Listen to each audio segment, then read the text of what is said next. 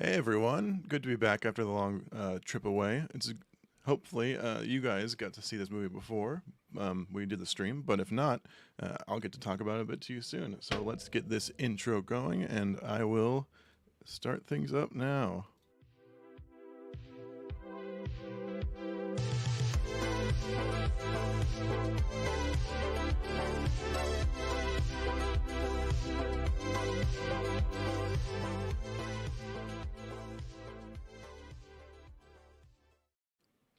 All right, so The Vast Night, if you haven't seen it, is a 2019 film. The director has only made one film, which is this one, and it's a little crazy considering how good it is. You would have thought by now he'd have something else out, although, lockdowns and that sort of thing are a little iffy for production. Certain films that came out during that period of time were affected, so maybe that is just what he didn't want to bother with. Um, the plot revolves around a girl who operates a switchboard and a local radio DJ as they try to unravel a mystery that's going on in their town. To keep it vague, it opens up with a little bit of an homage to Twilight Zone, which of course is why I have the title the way it is. Uh, it's if you're somebody who has seen the rebooted Twilight Zone at all, you know it's terrible, shockingly bad for the creative staff behind it and the writers. Uh, Jordan, I think it was Jordan Peele. Yes. Yeah, it was him. I don't know how. I think how he was involved with it or why. um, I think the worst one of that is the octopus. But regardless, this is a much better example of what this sort of sci-fi should be. It really reminded me. I'm a big fan of old radio shows, at least a few of them, the sci-fi ones, and it reminded me of a few of the ones that were on this one called Dimension X, which of course Twilight Zone is kind of an homage to a little bit. Let's see. So, as far as the production of the film goes, it's actually very. There's a lot of really great scenes that are long shots that just focus on one character, and that ends up working really well. Especially, I think it's up to 10 minutes or so. A scene of a girl just switching the wires on a switchboard to try to contact people, and it's very tense for how little money must have been spent making that. Uh, it's one other favorite part of the production for me, as far as scenes go, involves in behind the scenes. There's a commentary, or not commentary, but like an interview with the directors and the production people. And at one point, they mentioned they had a go kart on a camera, and that go kart on the camera is used to show just how small this town is by doing a one shot traveling through the town. Uh, it's good. The production of it is very quality, especially for something this low budget sci-fi, which usually is a little rough. Uh, let's see. As far as I think the best scene, if you're somebody who's not seen this before, I won't spoil what this scene is about. But if you have seen the movie, it's the phone call with Billy. Uh, it's a nice long moment of conversation that, as it goes on, gets slowly creepier and creepier. It's very nerve wracking, which is interesting because it's just a conversation.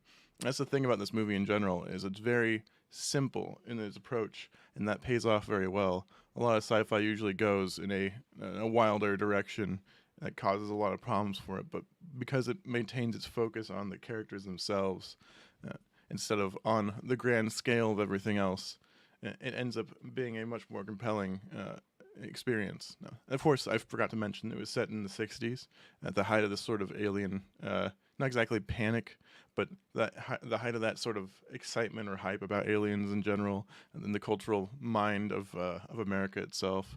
It's set in New Mexico, of course, which is related to Roswell.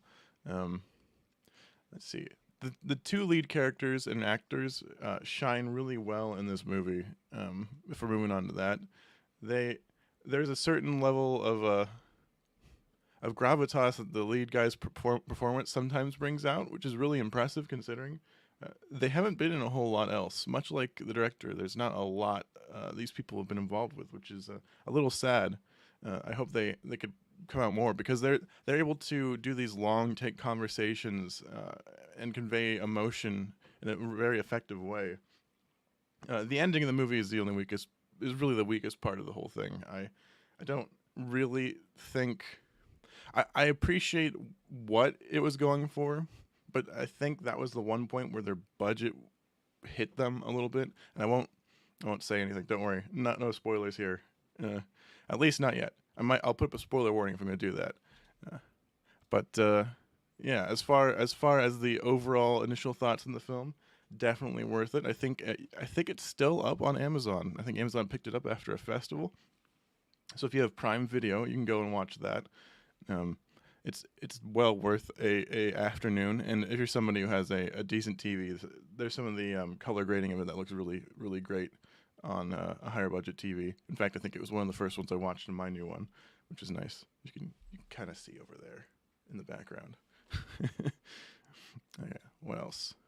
As far as the score goes, it's nice and simple. It doesn't get in the way of a whole lot. There's a reoccurring theme that comes up at the beginning and the end. It's most impactful at the end, of course. It's just instruments, yeah, and it's very good at building tension. As far as the rest of it goes, though, there's not a whole lot, and in fact, certain scenes tend to cut out the music in a way intended to create a little more drama, which is good. There were a few details about the plot in general, well, not the plot, but like the production that were a little anachronistic. This is all nitpicky stuff, so this is not something you really care about unless you're somebody who knows about this sort of thing. And even then, I think you put it aside. But say, for example, her glasses were wrong for the time period, or things like that there's no town like the town named in this place. Although the town's name is a reference to what I can't recall off the top of my head. My apologies. I should probably have had that information ahead. But beyond that, it's not that long of a movie either. You can finish it pretty quickly. It's I think a good judge of whether you'll like it is if you start the movie and it gets to the segment where the two lead characters are walking and talking for a bit, which is very early on. If you like that, you'll like the general tone of the movie. Don't expect anything super crazy as far as action goes. It's not an action movie. It's not exactly something that you go into for popcorn and, I don't know, screaming at the screen. But it is a quality sci-fi in the spirit of those older sci-fis where it's a little more akin to horror, but not too much. It's more psychological. There's no graphic violence or anything like that tends to be emphasized more in modern horror. Let's see. It is interesting. I'm getting used to talking to the camera like this as an aside. It's nicer, obviously, when I have a friend around, but it's getting manageable. It's a lot more fun to talk. So it's and I do appreciate the views, by the way. I was noticing, for example, that Star Wars Holiday Special riff really took off, and I'm pretty happy about that. So thank you, everyone. Or at least thank you, YouTube algorithm. Wow. Yeah, still going up. Yeah. It's been a good week for the channel. I'm pretty happy. It's good to be back for the new year as well. I know a lot of people were, at least I got a couple messages about missing some things. I felt bad that I had not scheduled 2 more shows because I had I hadn't really thought out the schedule of my trip as much. I thought I had 2 videos would be enough, so sorry about that. Hopefully what I did was enough. It looks like it was very successful, though. As far as anything else about this movie, now that we're going back to it, as I said, budget's very low. Production is great for what it is. I wish, if there's one thing that came out of this for me, is I really, really do wish that this had been the guy to handle the Twilight Zone reboot. I think Jordan Peele is good at what he does. It's just that I think went too far with some of it. I mean, the worst episode was with the octopus, of course, the Twilight Zone, but it was tonally terrible. And even the episode where they remade an original Twilight Zone episode, the one on the plane, was just a much weaker example of that. So it's just strange to see. You'd think, I believe that comedy and horror have a similar pacing to them, which is why a lot of comedians can do good horror and vice versa. It's all about setup, payoff. But it just didn't work out that time. Who knows? But this guy, this director, He should really have been the one to do this because let me double check. Actually, has he done anything recently? I don't think he has. What is Team Deacons? Oh, it's a podcast. Okay. Well, he did he did this movie in a podcast, so maybe he just wanted to make this one. It was like his passion project, and now that's just out of the way. That's fair enough. Let's see. Hmm. That might be worth checking out at some point. At the end of the day, though, uh, this is a great movie. I recommend watching it completely. Uh, I'm a bit. I need to get better at continuing my conversation about it without somebody here. Uh, I didn't prep as much as I wanted to before the show because I was wiped out from the drive, or my trip back, I should say. So it's fair enough. But that's my final thoughts. I definitely recommend watching it. I think it's worth your time. I think if you're somebody who is into sci-fi and is more and tends to like older sci-fi and that sort of more scary, the unknown kind of emphasis. Not Lovecraft exactly, but that horror in that vein, sort of like the yeah, no, sort of like any sci-fi before a certain point, before Star Wars really, or Battlestar Galactica with its more fantasy stuff in the '60s. Uh, I think you'll be somebody who enjoys this. There's not a lot of questionable material in the film. I don't think a kid would enjoy this movie. It's entirely possible, but I don't think it's something that they'd like because the pacing is a lot slower.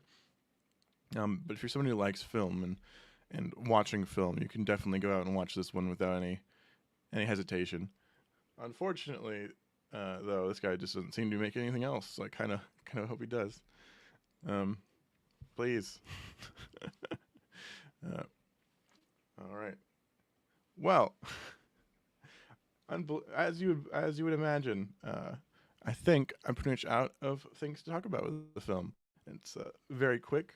I do appreciate people stopping by to watch these, even when it's shorter and it's just me. I think the conversational ones are better. I'm really happy lately with the way things have been going. We've just been improving quality the past few. I guess we started the end of October, so it's only been a couple months, and I feel like not to pat myself on the back or anything. The progress that has been made in production is great. Even this lighting here is better. Although I noticed I'm still doing that turning in the chair thing that I need to fix. It's a fidget.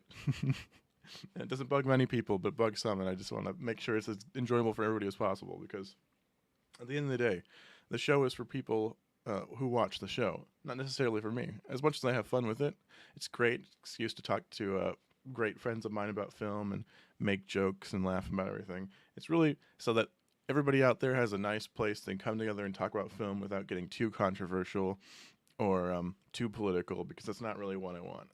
I like it for people to have a place to have an outlet where you don't have to talk about that sort of thing, and it's very nice to just know. And also, I feel that a lot of online film discussion tends to be very negative, which is and it makes sense because being negative initially draws in a lot of attention and you get a lot of money from it.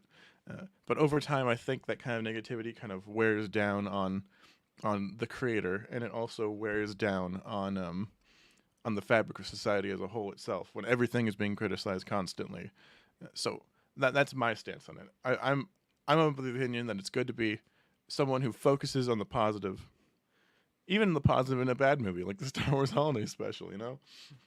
It's all about having fun and talking about film with friends. So I appreciate everyone coming around, and hopefully I can get more of you guys coming in, and I'm looking forward to having more people who pop up in the chat. It's always great to see people chatting away. I'll definitely be talking to people more as the stream goes on. And that's something I should probably set up ahead of time as well. When it comes to future streams, if we do get monetized, and if we are if we do get monetized and we do get a lot of comments, I probably will wait till a further point into the stream to talk about them, because I feel it's not fair to people who come in to watch for a review to constantly get it interrupted by interjections from other people, which is, maybe it's not exactly the best way to word it, but I think people understand what I mean. I think it's good to have a consistent through chord for the conversation. Like, of course, Sleepy and I always have that. I was just hanging out with him in person yesterday, and we had another great conversation about a bunch of things, media in general, not just film, but writing and even a little bit of music, and obviously books, because we're both huge writing nerds. It's out of focus, but you can see my most recent read books are back there. They get swapped out every once in a while. But yeah, beyond that, I think that's everything. I know it's short streams, but when there's not a lot of people chatting, figure it's no way to drag it on, and it's a lot more fun when there's two people. So I should be having a new guest sometime this month, if not this month, then next month, and then after that another one as well. So that's great. And if you know somebody who would be a great fit for the show, let me know as well, because I'm happy to interact with people and just have fun and talk about film, because I like the idea of building a community about this. This is not something that can really be done purely for money, right?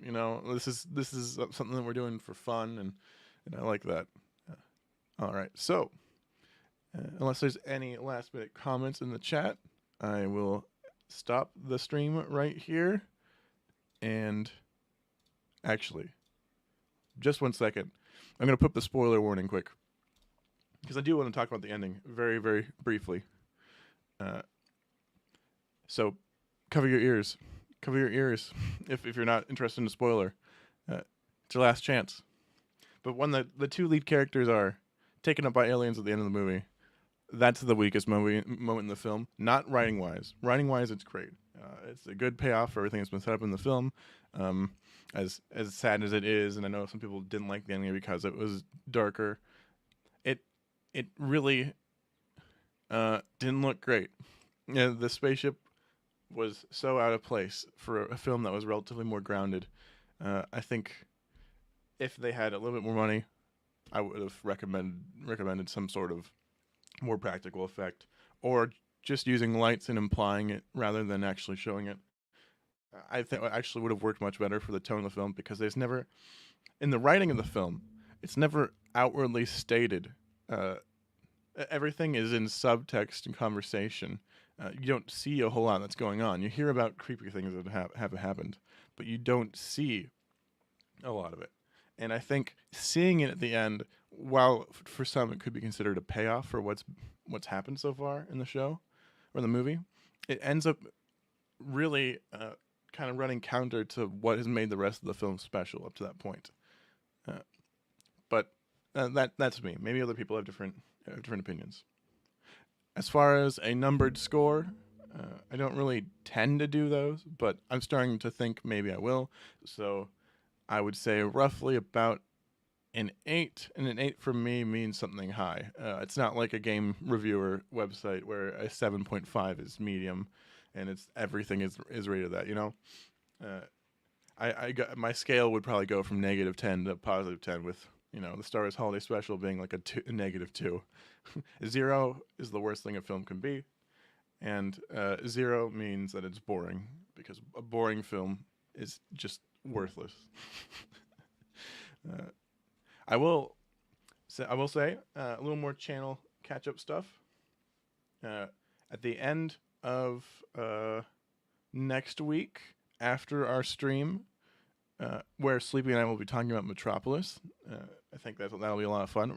Metropolis recently went to the public domain, and since neither of us have watched it, we thought it would be a good time to approach it. It's considered to be the first real sci-fi by a lot of people, very influential silent film. So if you're interested in that, you should show up next Sunday at noon. And then after that, he and I will be starting a playthrough of Dark Souls Remastered on his Twitch. So if you're looking forward to that, you should be. If you're not looking forward to it, you should be. It's going to be a lot of fun. I've already done a lot of prep work. He's been the one who knows a lot about the other Dark Souls games, but Dark Souls 1 is my territory. So that'll be a great place and a great time for both of us.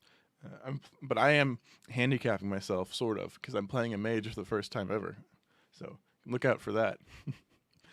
Beyond that, I should be having another riff out end of the month. It's up in the air with whether it's going to be with Dustin or with somebody else, because I have another friend, another online friend who would love to be involved in this sort of thing, and I thought it'd be fun to get them involved too. And then after that, I will likely put out a review for Avatar: The Way of Water, and maybe The Fablemans as well. And when Missing comes out, I'll do that. I'm going to try to get more of those out consistently.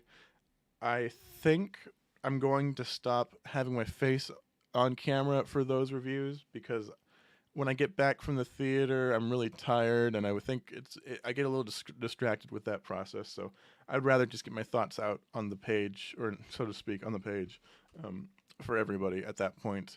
And then we can just talk about it at maybe we'll start doing a wrap-up show, or like weekly wrap-up show or something once more happens on the channel. But I want to get more new movie reviews out for you, make my theater subscription membership worth it, for one, and two, it's a good way to get more people coming in and saying hi, which is always great. So beyond that, good to have you all here. I appreciate you stopping by. See you around next week, and probably this week earlier. Stay copacetic. I'm glad to see you all coming in. Bye.